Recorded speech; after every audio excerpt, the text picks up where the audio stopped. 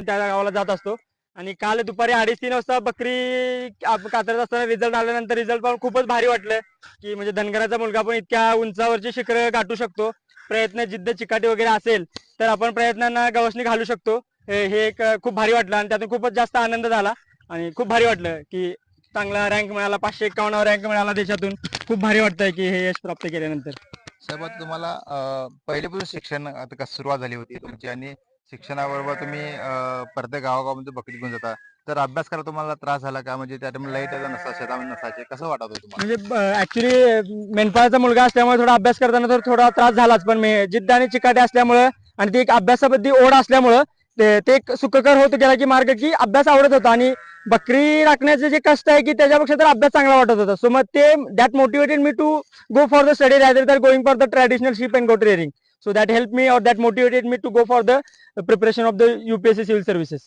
तुम्ही पहिलीच शिक्षण तुम्ही गावामध्ये झालं असेल किंवा 7वी किंवा 10वी तर तुम्हाला अभ्यास करायची ओढ जी होती तुमच्या वडिलांवर प्रेरित झाली मग वडील बकरी घेऊन जात होते किंवा मामा किंवा काका तुमचे बकरी चरवा गावी गाव जात तसं तुमच्यावर बकऱ्यावर तुम्ही पण बकऱ्यासोबत तुम्ही गावागाव फिरायचे Yes. तर तुम्हाला काय वाटलं शिक्षण शाळा सोडून एक बकऱ्या चरवा असं वाटत होतं का शाळा शिकायची जिद्द तुमच्या मनात होती? म्हणजे ऍक्च्युली बकरी राखणं आता इतकं सोपं नाही राहिलेलं आहे, खूप अवघड झालेला आहे तो व्यवसाय.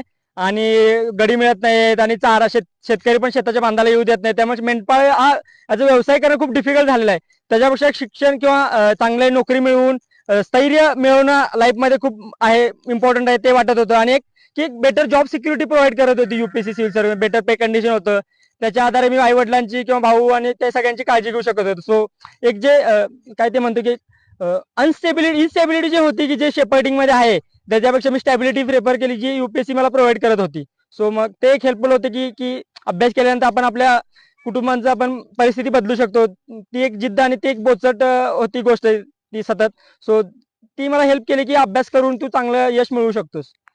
गावामध्ये तुम्ही आता पहिलाच अधिकारी होत असणार असं मला हो. वाटतंय एमगे गावामध्ये एमगे. एमगे गावामध्ये तर कागल तालुक्यामध्ये आणि कोल्हापूर जिल्ह्यामध्ये तुम्ही एक नाव तुमचं विज्युअल करणं गावचं नाव विज्युअल करायचं काम तुम्ही एक हाती घेतलेलं होतं आणि आज पूर्ण ते करून दाखवलेलं आहे असं मामाचं आणि आज मामाबरोबर तुम्ही ह्या ठिकाणी आता बकरी चरायला आलेला आहे तुम्हाला एकदम सडनली धक्का बसल्यामुळे तुम्हाला एकदमच शॉक झाला असला की आज रिझल्ट तुमचा चांगला आलेला आहे तर तुम्ही रिझल्ट मध्ये मुलांना काय संदेश देऊ शकता की आणि देशाला काय संदेश देता? सगळ्यात महत्त्वाचं नंतर काल रिझल्ट आल्यानंतर एकदम असं शॉकिंग होतं की यार, म्हणजे की चांगला रँक मिळवून एका मेंढपाळाचा मुलगा IPS अधिकारी बनू शकतो हे खूप भारी वाटत होतं. आणि यातून सांगायचा उद्देश मुलांसाठी हाच होता की कितीही वाईट परिस्थिती स्वतःवर आली, जर समजा तुमचं जिद्द, चिकाटी आणि तुमचं एक डेडिकेशन असेल, की त्या आधारे तुम्ही कितीही अवघड परिस्थिती असेल तर तुम्ही त्यावर मात करून एका चांगल्या पोझिशन किंवा चांगली नोकरीसाठी मिळू शकता आणि त्यानुसार तुम्ही तुमची परिस्थिती बदलू शकता. आणि मला वाटतं की डॉक्टर बाबासाहेब आंबेडकरांचा एक कोट आहे की तुम्ही गरिबीमध्ये जन्मला हा तुमचा दोष नाहीये, पण तुम्ही गरिबीमध्ये मेला हा तुमचा दोष आहे. सो ती गोष्ट बदलण्यासाठी तुम्ही प्रयत्नांची पराकाष्ठा केली तर तुम्ही संधीचं सोनं करून तुम्ही सिच्युएशन बदलू शकताय. सो मला मुलांना हे सांगायचं की या गोष्टीतून प्रेरणा घेऊन माझ्यासारखा एखादा विद्यार्थी करू शकतोय तर आपण सगळेही करू शकतो. सो यातून मला हा संदेश द्यायचा की गावाकडच्या मुलांनी कोणत्याही गोष्टीला घाबरून न जाता आपले प्रयत्न आणि चिकाटीनं करून ठेवले तर सगळ्या गोष्टी साध्य करणं सोपं आहे.